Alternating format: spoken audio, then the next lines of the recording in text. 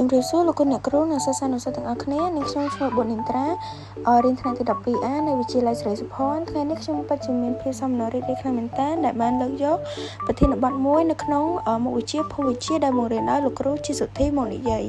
ដោយប្រធានបទនេះស្ថិតនៅក្នុងចំពោះទី1លក្ខខណ្ឌសង្គមកម្ពុជានិងមេរៀនទី1ទម្រង់ប្រជាសាស្ត្រកម្ពុជាក្នុង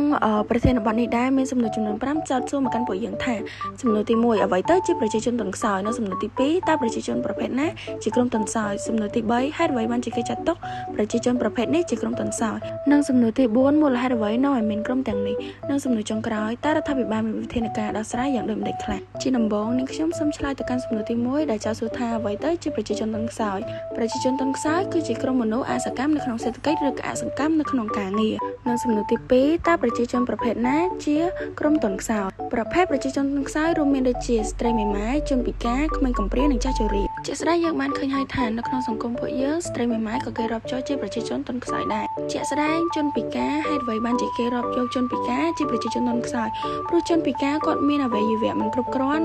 និងពិបាកធ្វើអ្វីមួយដូចជាមនុស្សទូទៅជាដើមចំណែកក្មេងកំព្រាវិញក្មេងកំព្រាខ្វះការអប់រំពីឪពុកម្ដាយខ្វះភាពកក់ក្ដៅពីមនុស្សជុំវិញខ្លួនញ៉ាំងឲ្យគេខ្លាចជាប្រជាជនទន់ខ្សោយនិងចុងក្រោយចាស់ជរាបានជាគេនិយាយថាចាស់ជរាជាប្រជាជនទន់ខ្សោយព្រោះចាស់ជរាគាត់មិនអាចធ្វើអ្វីដូចជាក្មេងទូទៅដូចជាមានកាយសម្បទារឹងមាំគ្រប់គ្រាន់សម្រាប់ជួយកិច្ចការប្រទេសជាតិឡើយនិងសំណួរទី3បានចាស់សួរថាហេតុអ្វីបានជាគេចាត់ទុកប្រជាជនប្រភេទនេះជាក្រុមទន់ខ្សោយនិយាយជារួមមកពួកគេមិនអាចចូលរួមសកម្មភាពក្នុងវិស័យកសិកម្មឧស្សាហកម្មនិងសេវាកម្មផ្សេងៗនិងមានកម្លាំងទន់ខ្សោយគ្មានសមត្ថភាពគ្រប់គ្រាន់ក្នុងការធ្វើការងារធ្ងន់ៗដូចជាមនុស្សទូទៅឡើយនិងសំណួរទី4បានចាស់សួរថាហេតុអ្វីបាននាំឲ្យមានក្រុមទាំងនេះមូលហេតុដែលនាំឲ្យមានក្រុមទាំងនេះមានកត្តាចំនួន5ដែលខ្ញុំបានលើកយកមកនិយាយដោយកត្តាទី1ពាក់ព័ន្ធនឹងសង្គ្រាមអ្នកទាំងអស់គ្នាបានមើលឃើញហើយថាបច្ចុប្បន្ននេះគឺប្រទេសរបស់យើងគឺស្ថិតនៅក្នុង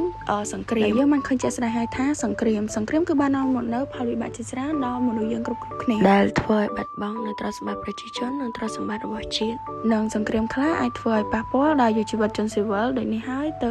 ក្មេងៗជាច្រើនមានការកំព្រាដោយសារតែបាត់បង់ឪពុកម្ដាយនិងកត្តាទី2វិបត្តិនយោបាយក៏ជាកត្តាមួយដែលធ្វើឲ្យមានសង្គ្រាមផងដែរនិងកត្តាទី3គ្រោះថ្នាក់ចរាចរណ៍នាពេលបច្ចុប្បន្ននេះគ្រោះថ្នាក់ចរាចរណ៍គឺជាគ្រោះថ្នាក់មួយដែលកើតឡើងញឹកញយស្ទើរតែរៀងរាល់ថ្ងៃនិងគ្រប់ពេលវេលាគ្រោះថ្នាក់ចរាចរណ៍ក៏ជាកត្តាមួយដែលនាំឲ្យមាននៅក្រុមទន់ខ្សោយផងដែរព្រោះគ្រោះថ្នាក់ចរាចរណ៍អាចធ្វើឲ្យមនុស្សពិការបាត់បង់នូវសមត្ថភាពជាច្រើនដោយ